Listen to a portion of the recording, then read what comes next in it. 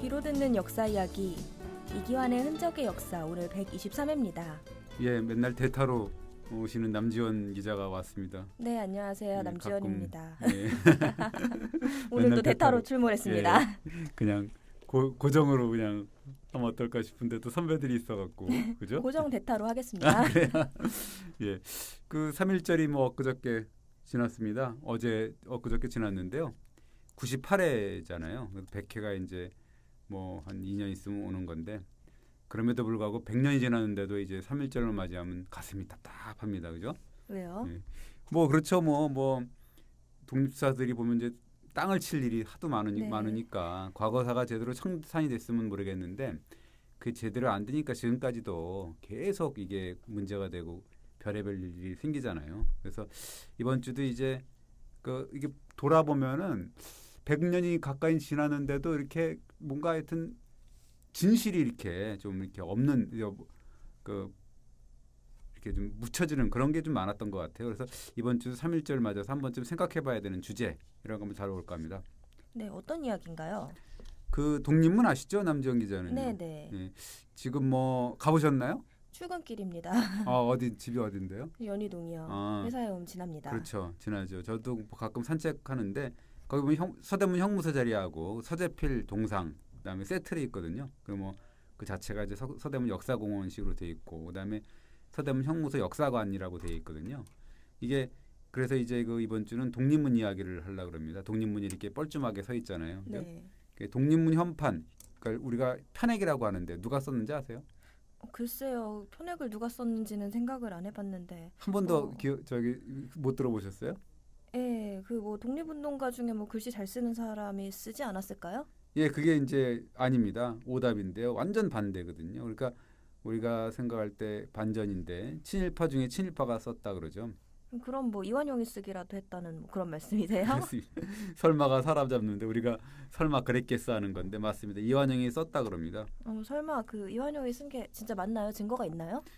예, 처음에 이제 독립문이 생기고 독립관이라는 게 또 있었거든요. 같이 세웠었는데 그때 세워질 때 기록을 보면 독립신문에 나오는데 독립관은 당시 황태자는 순정이었습니다.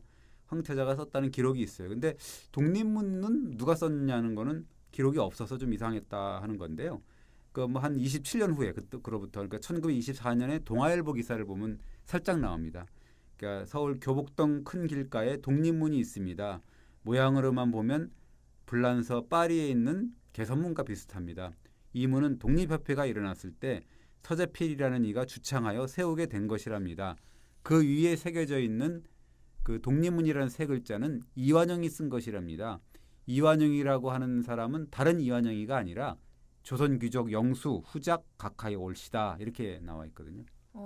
일제의 자귀를 받은 이완용 후작이 독립문 현판을 썼다. 예, 그렇습니다. 우리가 맨날 들었잖아요. 귀 못시박히도록 듣는 얘기가 이제 서재필이 프랑스 개선문을 모방해서 독립문을 만들었다 이런 얘기는 많이 들었고요. 그런데 이제 이 독립문 위에 있는 글씨가 보이거든요. 한글하고 뒤에 보면 이제 한자가 있습니다. 양옆으로 있거든요. 이게 이제 매국노의 상징이잖아요. 이완용 작품이라는 건 뜻밖인 거죠.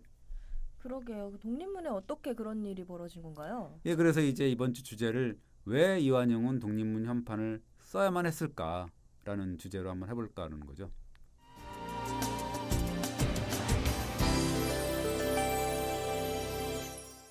아니 독립문이라는 거는 말 그대로 독립을 기념하려고 세운 거잖아요. 예, 우리가 이제 한 가지 짚고 넘어갈 게 있는데요. 독립문을 세울 때가 1896년에서 7년이거든요. 그러니까 이때 말하는 독립이라는 건 사실은 이 일본이나 러시아 이런 외세로부터의 독립 이게 아니라 일종의 청나라부터의 독립이라고 이제 생각을 하면 되는 거죠. 청나라로부터의 독립이라고요? 예, 그렇습니다. 왜냐하면 1896년 6월 20일자 독립신문을 보면 왜 우리가 독립문을 세워야 되는지 그 취지를 말하고 있거든요. 이겁니다. 뭐냐면 이 폐하께서 그러니까 고종 폐하께서 청나라 임금보다 지위가 낮았다. 그럼에도 불구하고 이것을 분하게 생각하는 백성이 없었다. 그런데 일본과 천국의 싸움 이걸 이제 우리가 청일전쟁이라고 얘기를 하잖아요. 그 청일전쟁에서 일본이 이겼다. 조선은 독립국이 되었다. 그래서 이제 모하관, 모하관이라는 건 이제 중국을 사모하는 그런 중국 대사들이 오면 이쪽으로 왔다는 거 아니에요. 모시려고 영은문이 이제 모시는 자리였다는데 그 자리에 독립문을 세워서 세계 만방에 조선이 독립국임을 표방하자는 거다. 영은문의 수치를 씻으려면 그 자리에 독립하기 위한 주춧돌을 세워야 된다라고 이제 그렇게 썼거든요. 모화관 영은문이 중국 사신들을 맞이하는 곳이었는데 네. 그러니까 그 독립문을 세운 이유가 굉장히 분명하네요. 그렇습니다. 그 서재필이나 이완영 같은 사람들이 그 말하고자 한 독립이 본질이 바로 그건데요. 이제 즉 청나라 중국으로부터의 독립을 뜻한 것이죠. 그러니까 수백 년 동안 중국에 종속된 채 지냈는데도 그 수치를 모르고 그리고 그럴 뿐만 아니라 또 이 독립에 대한 인식도 부족하다. 그래서 이 독립문과 같은 표상을 세워서 기념물이죠. 그 자긍심으로 삼고 이것을 또 세계 만방에 고하자 뭐 이런 뜻이었던 거죠. 뭐 일제로부터의 독립 이런 이야기는 없네요. 예, 뭐 그 당시에는 1896년이니까 그랬을 수도 있을 것 같은데 일본으로부터의 독립은 전혀 거론이 안 됐고 오히려 그 이 일본은 조선이 중국으로부터의 독립을 도운 나라처럼 이제 그런 식으로 뉘앙스가 있어요. 무슨 소리인가요? 그 일본이 조선의 독립을 도왔다는 이야기인가요? 예, 독립운동 논설에 이게 그대로 이제 투영이 되어 있는데요. 뭐라 독립신문 그러냐면 논설이에요. 예, 그 독립신문이요. 거기 보면은 조선 사람들은 일본이 조선을 위해 한다는 뜻을 자세히 모르는 것이다. 일본이 청국과 싸워서 이긴 후에, 그러니까 청일전쟁 끝에 이긴 후에 조선의 분명한 독립국이 되었으니 조선 백성이 일본에 대해 감사한 마음이 있을 터이나 뭐 이런 식의 어떤 언급이 있거든요. 네, 그 대체 독립문을 만들려고 한 사람들이 누구예요? 서재필, 이완용 뭐 아까 이런 사람들 이야기를 하셨잖아요. 예, 1896년 7월 4일 날 어떻게 보면 이제 이게 미국의 독립기념일 아닌가요? 그걸 아마 그렇게 한 것 같은데 아마 그 서재필이 미국인이기 때문에 아마 그런 걸 하지 않았을까 생각이 드는데 창립총회가 열렸거든요. 거기 보면은 의장이 안경수라는 사람이 맡고 위원장이 이완용이 맡았거든요. 그래서 위원을 보면 뭐 이윤용, 김가진, 뭐 김종한, 권재영 쭉 나오면서 이제 남궁옥, 이상재 이런 분들이 나와 있어요. 남궁옥, 이상재 이런 분들은 애국지사가 아닌가요? 예, 뭐 우리가 독립협회를 얘기를 할 때 보면 이분들이 이제 간판 스타로 거론이 되는 거죠. 그러나 이분들 말고 이제 그 이완영을 필두로 한 대부분의 인사들이 나중에 친일파로 돌아서거든요. 그래서 대부분의 사람들이 이 한일 병합의 공로 때문에 그 이후로 일제로부터 아까 이완영처럼 자기를 받고 그다음에 돈을 받고 그런 상황이 오는 거죠. 친일파로 전락을 하는 거죠. 네. 근데 아까 말씀하신 이름 중에서 서재필은 이름이 없었는데요. 왜 그런 거죠? 예, 서재필은 당시에 그 미국인 신분으로 이제 초빙되어 가지고요. 조선에 와서 이제 중추원 고문 일을 하고 있었거든요. 미국 이름이 필립 제이슨입니다. 서재필은 그 당시에 미국인이었던 거죠. 그래서 이제 그 미국인이기 때문에 정식 멤버가 아니라 고문으로 일을 했는데 그러나 서재필 같은 경우는 그 독립문의 건립을 총지휘했는데 그것이 또 이제 파리 개선문식 독립문을 지향을 했어요. 근데 왜 파리 개선문식으로 만든 거예요? 나중에 서재필이 자서전에서 이렇게 왜 만들었는지를 설명을 하는데요. 자기가 영은문처럼 뭐 기와를 덮고 뭐 조선식으로 만들려고 생각을 해봤는데 근데 서양을 갔다 온 나 같은 사람이 이거를 뭐 구식 건물로 짓는다 그러면은 남들이 웃을 것 같다. 그래서 이제 서양식으로 하려는 마음을 품었다. 그리고 그래서 프랑스 파리의 개선문을 모본으로 해갖고 그 규모를 좀 축소를 하되 모양만은 똑같이 했다. 이런 기록이 있거든요. 그러니까 명색의 서양물을 먹은 사람이 구식 조선식 건물을 지으면 남들이 웃을까봐 그랬다. 네. 뭐 그런 건데 이유치고는 조금 그렇지 않나요? 예, 그렇습니다. 그래서 서재필 이야기 나중에 또 할 기회가 있는데요. 근데 어쨌든 간과할 수 없는 사실이 뭐냐면 이 독립협회를 왜 결성을 했냐. 이거는 독립문 건립을 위한 그 어떻게 보면 발기인 모임 같은 거였다는 거죠. 독립협회가 독립문 건립을 위한 발기인 모임 그런 성격이었다고요? 예, 그렇습니다. 그래서 이 기부금을 내야 되는 거였는데 그래서 이제 이완용 형제가 각각 100원씩 냈다는 거고 나머지 발기인들이 40원, 30원, 20원 이렇게 얘기를 해서 그 당시 발기인 모임이 14명인데 거둔 돈이 510원이었다 그러는 거죠. 네, 뭐 그러면 이완용 지분이 제일 컸네요. 뭐, 네. 뭐 돈으로 보면은 뭐 큰 소리 칠 만한 것도 같기도 하고. 네. 그래서 독립문 글씨도 이완용이 쓴 건가요? 글쎄요, 뭐 글씨도 명필이었다는 거죠. 뭐 어쨌든 뭐 이 그렇게 돈을 많이 내서 그런지 그 뭐 하여튼 독립 신문 논조를 보면 이완용한테 굉장히 우호적입니다. 예를 들자면 1897년 1월 23일자 독립신문을 보면 이완용 씨가 정말 자기 힘껏 자기 마음껏 평화를 위해서 조선에 큰 해가 없도록 일을 해나갔는데 이 씨가 교체가 되면 그보다 나은 이가 있을런지 모르겠더라라는 말을 했거든요. 이게 기사가 나왔는데 이건 뭐냐면 이제 그 이완용 교체설이 있었습니다. 내각에서 좀 바꾸자는 그런 의견이 있으니까 독립신문에서 이게 무슨 소리냐 이렇게 얘기가 나왔던 거고 또 하나 기사는 뭐냐면 학부 대신 이완용 씨가 애민의 마음으로 이 나라 권리를 외국한테 빼앗기지 않으려고 애쓰다가 미워하는 사람들을 많이 장만하여 평안도 관찰사로 가니 충성 있는 사람들은 다 섭섭하게 여기더라라는 그런 또 기사가 나옵니다. 네, 뭐 이완용보다 잘난 사람이 없다. 있으면 어디 나와보라고 해라. 뭐 이런 얘기네요. 예, 그렇습니다. 그러니까 그때 내각이 이제 바뀔 위험에 처해 있고 막 그러니까 그러고 나서 이제 신문에서 그렇게 써줬는데도 불구하고 이완용이 평안도 관찰사로 좌천이 됐거든요. 그러니까 이제 시기 질투하는 사람이 많아서 그랬다라고 이제 두둔을 하게 되는 건데 그러면서 또 독립신문은 뭐라 그러냐면 이완용을 정말로 조선에 몇 안 가는 빼어난 재상이다라고 이제 지켜 세웁니다. 우리가 갖고 있던 독립신문의 이미지랑은 완전히 딴판이네요. 예, 근데 뭐 이완용뿐만 아니라 독립신문 보면 좀 이상한 기사가 한두 꼭지가 아닙니다. 뭐 예를 들자면 그 우리가 이토 히로부미는 뭐예요? 누구예요? 이토 히로부미는 안중근 의사가 그렇죠. 쏘아죽인. 우리가 전형적으로 조선 침략의 원흉이잖아요. 네. 그 이토 히로부미가 조선을 방문을 했거든요. 1898년에 방문을 했는데 이 독립신문이 뭐라고 쓰냐면 이토 히로부미죠. 2등 방문이죠.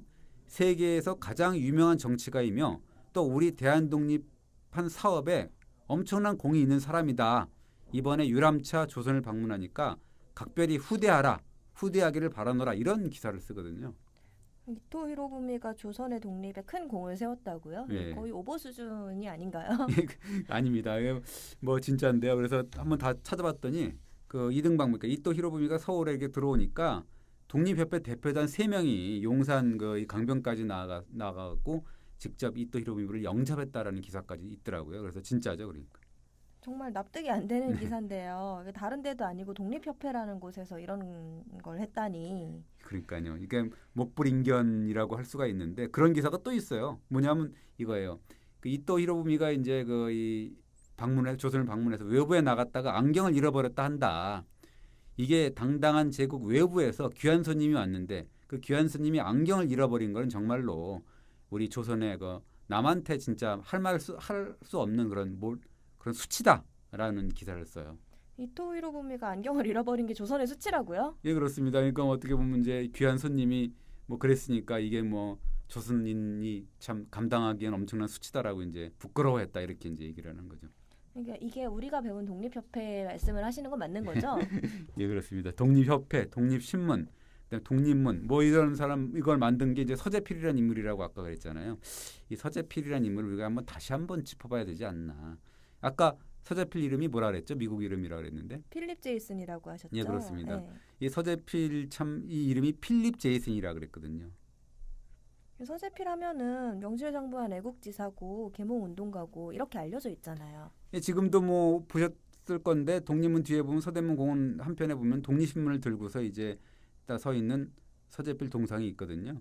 이 독립신문이 사실 어떤 신문이에요? 보통 우리가 알고 있기로는 갑신정변 실패한 후에 일본을 거쳐서 미국으로 망명했던 서재필이 네. 1895년 12월에 이제 귀국해서 만든 순한글 신문이라고 우리가 배웠죠. 네, 독립신문 하면 뭐 공적이 대단한 신문이잖아요. 예, 그래서 이제 공적이 있죠. 제국주의 열강 뭐 악의 다툼이 벌이고 있었던 그런 상황이었잖아요. 그래서 우리가 그 백성들이 방향 감각을 잃고 백성들도 그렇고 이제 이 지도자들도 마찬가지인데 그 우왕좌왕했던 그런 격변의 시대에 어떻게 보면 민중을 계몽하고 뭐 그래서 그걸 자임하고 그다음에 탕간오리 그다음에 부정부패 이런 것들을 이제 고발했던 그런 그 점 이런 것들은 이제 독립신문에 어떻게 보면 이제 공적이다 우리가 평가해 줄 수가 있는 거죠.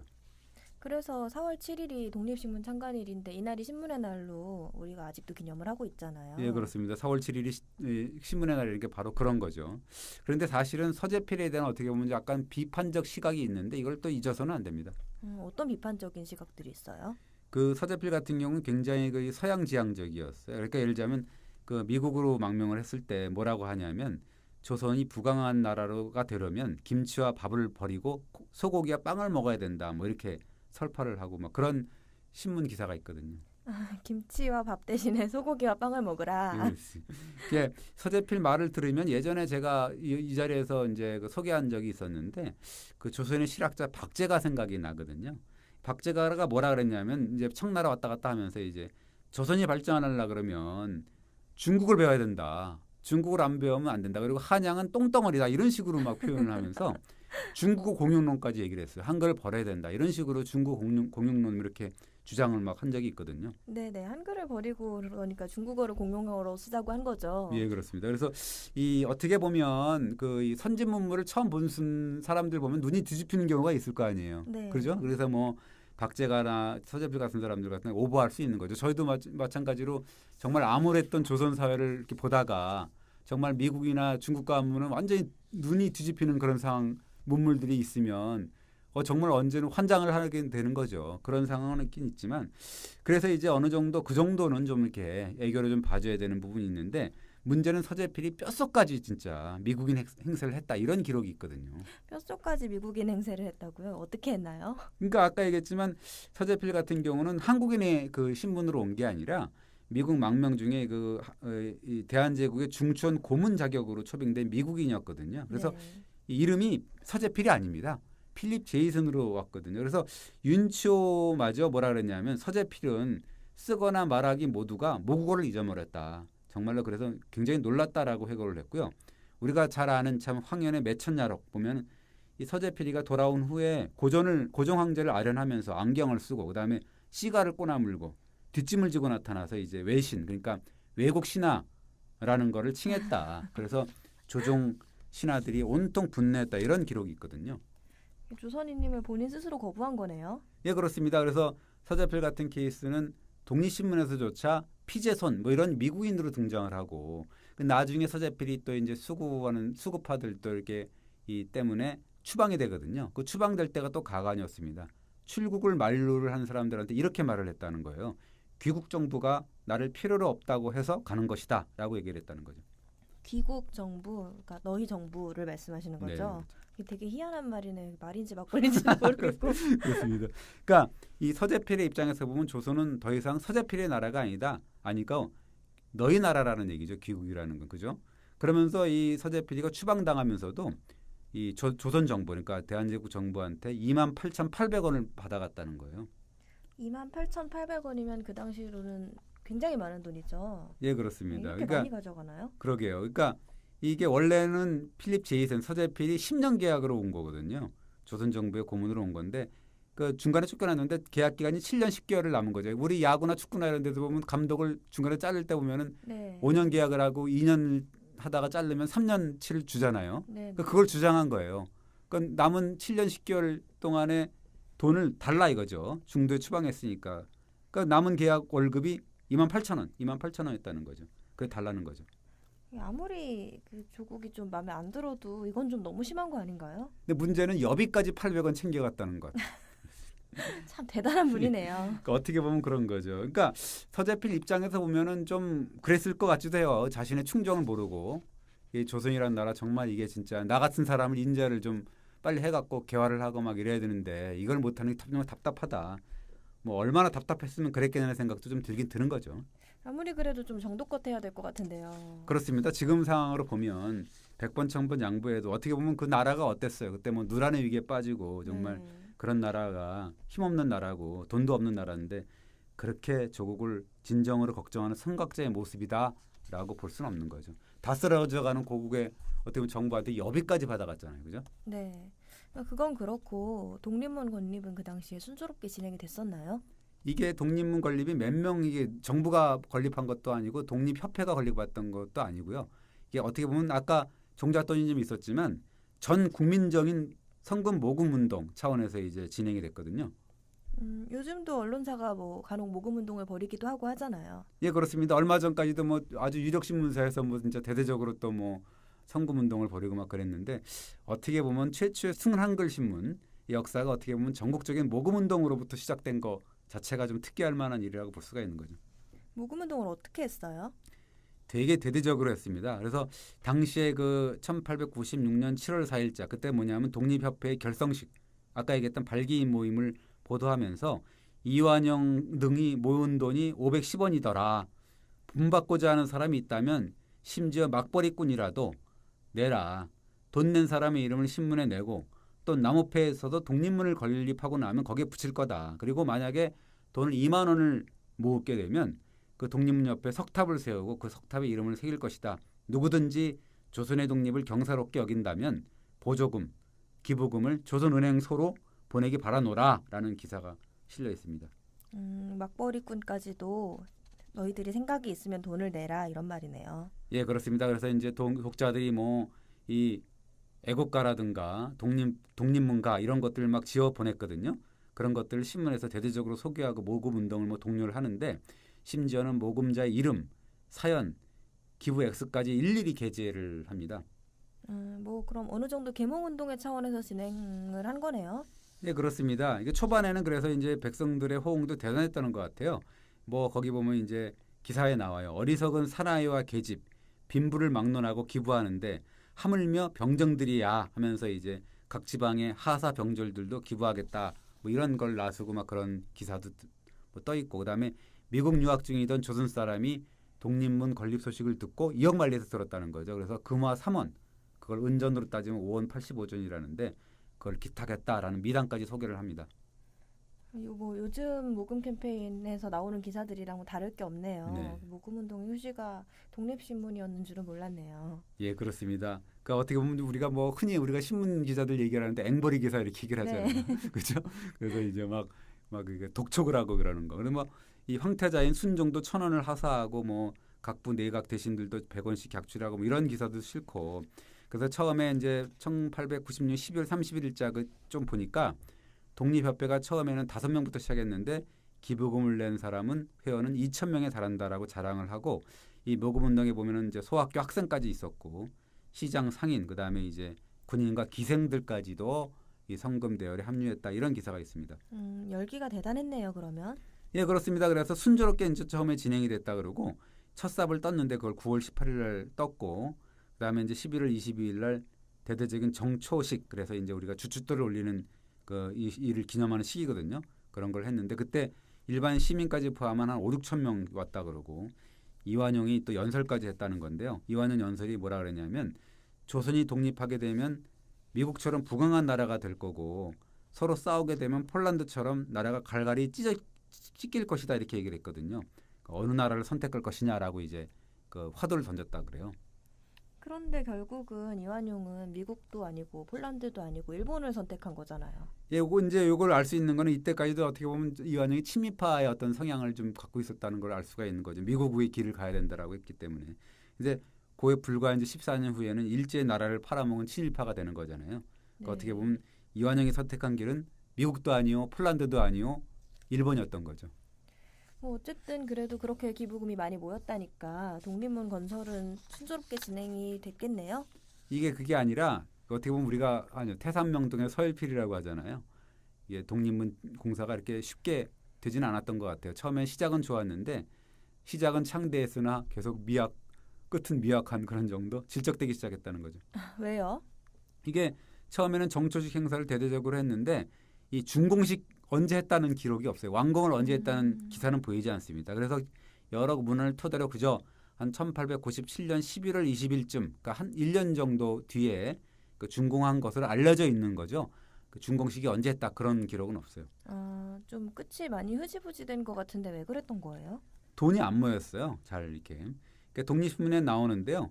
이 준공에 필요한 자금이 굉장히 턱없이 부족했다 이렇게 나오거든요.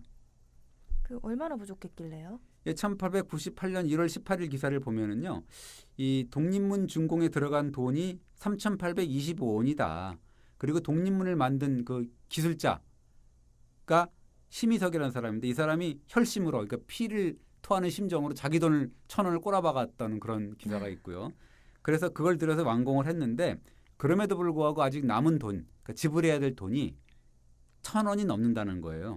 그리고 그 돈은 음력설까지 지불해야 되는데 못 주고 있다라고 아주 개탄하는 기사가 나옵니다. 네, 그 어찌어찌 해가지고 독립문을 준공을 하기는 했는데 공사 대금이 밀렸다는 거죠. 예, 그러면서 이제 구구절절히 하소연을 하는데 결국 독립협회가 비상대책위원회까지 열어서 그때 그 회장이 안경수였고 부회장이 이완용인데 그런 사람들이 빚보증까지 서갖고 이제 빚을 내서 그 돈을 이제 기술자들한테 나눠주고 그 빌린 돈 같은 경우는 나중에 회원들이 출연을 해갖고 나중에 석 달 안에 갚아야 된다 이런 얘기거든요. 그래서 신문에서 뭐라 그러냐면 제발 대한 독립을 위한 사람들이라면 제발 좀 돈 좀 내라. 이 좀 창피하지 않게 좀 해달라 그러면서 이제 또 독촉을 합니다. 네, 그러니까 제발 성금 좀 내달라, 돈 좀 내라 이런 얘기잖아요. 예, 그러면서 이제 하루 걸러서 지면에 제발 성금 좀 내라고 독촉성 사고를 계속 게재하거든요. 뭐라 하냐면 독립문 건설한 돈이 부족합니다. 각자 형편대로 뭐 사무소로 가져오세요. 이 돈은 정말로 이 건립 비용을 충당하는 일에만 쓰겠다. 이게 이 돈을 그 이 완공 비용으로 쓰는데 이 공사비도 충당을 못하는데 어찌 개탄하지 않을 수 있나 뭐 이런 식의 어떤 개탄 기사들이 막 나옵니다. 그러니까 아까 말씀하신 대로 그 요즘 용어로 앵벌이 기사라고 하는 그런 기사들을 말씀하시는 거죠. 예, 그렇습니다. 어떻게 보면 이제 제가 한번 그래서 독립신문을 찾아가서 이 1898년 1월부터 9월 사이에 이제 이른바 앵벌이 기사 똑같은 그 이 사고 앵벌이 기사 얼마나 됐냐 봤더니 50여 회가 돼 있더라고요. 그럼 거의 하루 걸러서 실었다는 얘기네요. 예, 그럼에도 이제 잘 모금이 안 되니까 뭐라고까지 하냐면 외국 사람이 보기에도 수치스럽다라는 어떻게 보면 독자의 기부 기사까지 게재하면서 그렇게 막 그 한탄을 합니다. 그럼 생각보다 돈이 이렇게까지 거치지 않은 이유는 뭐예요? 당시에 뭐 생각을 해보세요. 국민 성금으로 뭘 해보겠다는 게 무리죠. 네. 뭐 먹고 살기도 급급한 그 백성들인데 십시일반으로 공사대금 그거 다 3,820원이 든다는 건데 그걸 어떻게 객출하겠습니까? 그 역부족이었다고 봐야죠. 네네. 그래도 어찌어찌 해가지고 독립문 완성을 하기는 했네요. 빚만 남았다 그랬잖아요. 그 네. 뭐 얼마 남았다는 건데 그래서 이제 애초에 생각했던 것보다는 규모가 굉장히 축소된 채 완공이 됐다는 거죠. 그래서 준공식 기사를 안 썼군요. 그렇죠. 이제 뭐 좀 그러니까 그렇게 됐겠죠. 네. 독립문의 의미가 지금 우리가 생각하는 거랑 완전히 다르다고 했잖아요. 네. 그 일제로부터의 독립이 아니고 청나라로부터의 독립이었다는 거잖아요. 그래서 어쨌든 뭐 이 시작은 뭐 그랬다 손 치더라도 목적이 어떻든 간에 사실은 이제 그래서 일제에 의해서 이제 한일 병합이 일어나잖아요. 네. 국권을 잃고 막 그러다 보니까 독립문의 의미가 사실 바뀌는 거죠. 그 조선인들한테 적어도 그랬다는 건데요. 그래서 독립문 같은 경우가 일제 강점기에는 일제로부터의 독립을 상징하는 어떻게 보면 조선인의 마음속에는 그런 표상으로 변모를 하지 않았나 이렇게 생각이 됩니다. 네. 그러니까 그 이후부터는 이제 일제로부터의 독립을 의미하는 건축물이 된 거죠. 예, 그런 기록이 있습니다. 미국의 그 하와이 동포들이 발행했던 신한민보라는 신문이 있는데요.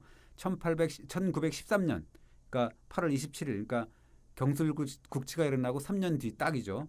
거기에 이제 그 경술국치를 이제 기억하려는 사파에서 독립문을 그려놓고 뭐라 그러냐면 독립문화 너로구나 빈터만 남았구나 잠시의 욕을 이 치욕을 슬퍼하지 마라. 우리가 반드시 동경성을 깨트린 후에 그 자리에 개선문을 지으리라라는 그런 그 이 사파를 썼고요. 그다음에 이제 그 1919년 3.1운동 때 누군가가 독립문 올라가 갖고 태극기를 꽂은 일이 있었답니다. 그래서 이제 놀란 일본 경찰이 소방차를 막 동원해 갖고 태극기를 뽑아내고 그다음에 이제 소방 펌프까지 뿌려대 갖고 원래 새겨져 있던 태극기의 색채까지 그 지워버렸다는 거예요. 하기야 뭐 일제가 독립문을 고운 눈으로 바라보지는 않았겠죠. 근데 좀 이상한 거는요. 반드시 또 그렇진 않았다는 거예요. 그래서 만약에 일제가 그 독립문을 뭐 이 조선 백성이 어떻게 보면 뭐 독립 멸망을 담고 해도 기념물로 여겼다 그러면 아예 철거했을 거 아니에요, 그죠? 네. 그냥 두진 않았을 건데요. 1929년 기사를 보면은 일제가 이상하게도 4,100원이나 되는 거금을 들여갖고 대대적으로 독립문을 또 수리공사하고 막 그러거든요. 그래요? 예, 그렇습니다. 그럼 뭐 그뿐만 아니고 독립문을 아예 문화재로 지정을 해버리거든요. 그래서 고적 58호라고 이제 지정을 해버립니다. 그게 이제 1935년이거든요. 도대체 왜 그럼 그렇게 대접을 한 거죠, 일제가?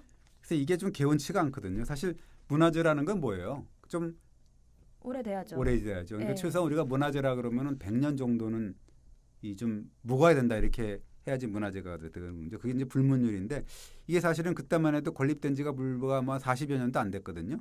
그 독립문을 문화재로 지정한다는 자체가 조금 예사롭지 않았던 거죠. 뭐 의심을 하시고 계시는 부분이 있으신가요? 예, 그렇습니다. 지난번에 그 이 방송을 해드린 건데 일제가 임진왜란 때 가토키오 마사하고 우리가 잘 아는 고니시 유키나가 이런 그 외장들이 입성했던 숭례문하고 흥인지문을 보물 1, 2호로 지정을 한 거라는 얘기를 했거든요. 네, 그랬었죠. 그런 것과 독립문과도 연관이 있는 건가요? 예, 이게 그 딱히 그렇다라고 아주 확정적인 증거는 없는데요. 나중에 1938년 동아일보 기사를 보면 일제가 왜 그 유물유적을 문화재 지정했는지를 기록이 나오는데 내선 일체의 관념을 적확히 표명하는 유물유적을 문화재로 지정했다라고 얘기가 나오거든요.